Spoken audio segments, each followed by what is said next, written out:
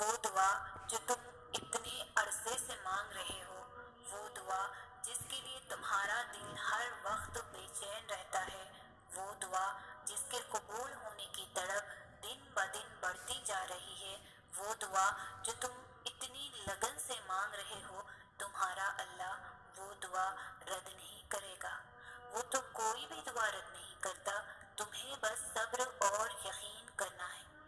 تمہارا اللہ کہتا ہے صبر اور نماز سے مدد حاصل کرو، وہ بہترین وقت پر بہترین فیصلہ فرمائے گا، اور اس کا چنا گیا وقت ہی بہترین وقت ہوتا ہے۔ تمہارا اللہ تمہیں تب سے جانتا ہے جب تمہارے وجود کے لیے مٹی بھی اکٹھی نہیں کی تھی، تم اپنی ماں کے وجود کا حصہ بھی نہیں بنے تھے۔ وہ تمہیں تب سے جانتا ہے کہ یہ میرا بندہ ہے، اس نے تمہارا ایک ایک جوڑ بہت محبت سے بنایا ہے۔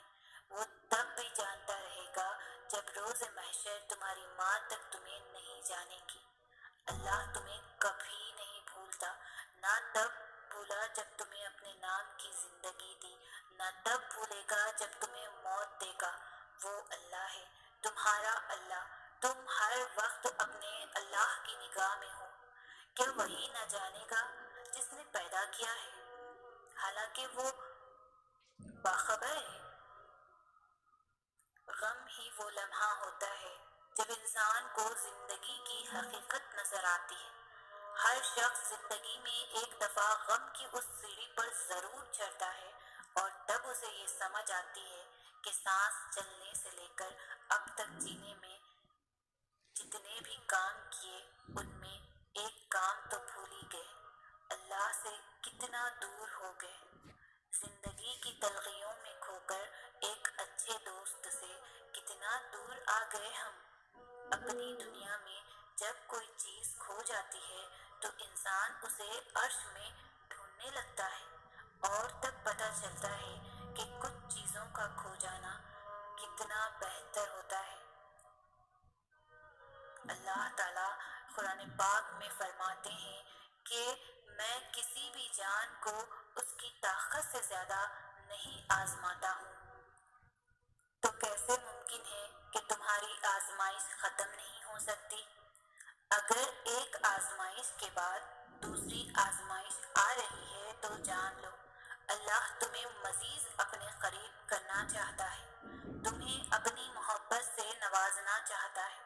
وہ جب تک آزمائے گا جب تک تم مکمل اس کی محبت سے سرخلو نہیں ہو جاتے۔ ہم کہتے ہیں کہ اللہ تو ہم سے 70 ماؤں سے زیادہ پیار کرتا ہے نا، تو وہ ہمیں آزمائش ہی کیوں دیتا ہے؟ ہم کہتے ہیں کہ اللہ تو جانتا ہے کہ ہمیں کس چیز کی خواہش ہے، تو انتظار ہی کیوں کرواتا ہے، بن مانگے کیوں عطا نہیں کرتا؟ ارے ذرا یہ سوچو، آپ اگر یہ معمولی سی آزمائش نہیں بھی آتی تو اللہ سے کیسے جڑ پاتے آپ؟ اگر دعا نہیں ہوتی تو اللہ سے ہم کلام کیسے ہو پاتے آپ؟ اللہ پاک مختلف ذروں سے آزماتے ہیں، کبھی لے کر تو کبھی دے کر، لیکن یاد رکھیے گا آزماتے انہیں ہی ہیں جنہیں اپنے قرب سے نوازنا چاہتے ہیں۔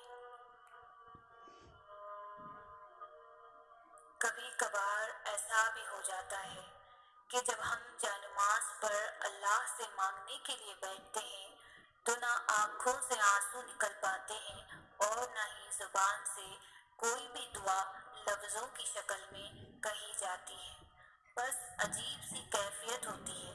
تب دل جب چیخ چیخ کر کہہ رہا ہوتا ہے کہ یا اللہ اب آپ کے کن کی ضرورت ہے، لیکن لب اس درد کو بیاں کرنے سے قاصر ہوتے ہیں، اور پتہ ہے اس لمحے تمہاری اللہ سے نہیں تمہارے دل کی اللہ سے گفتگو ہوتی ہے، اور جب ٹوٹا ہوا دل خود اللہ کی بارگاہ میں جا کر اپنی کرچیاں سمیٹنے کی فریاد کرتا ہے نا، تو اللہ اس کے لیے اپنی مدد نہیں بھیجتا، بلکہ اللہ پھر وہ کرچیاں خود سمیٹتا ہے۔ اللہ تب وسیلے نہیں بناتا اس کے لیے، بلکہ اللہ خود اس کا وسیلہ بن جاتا ہے۔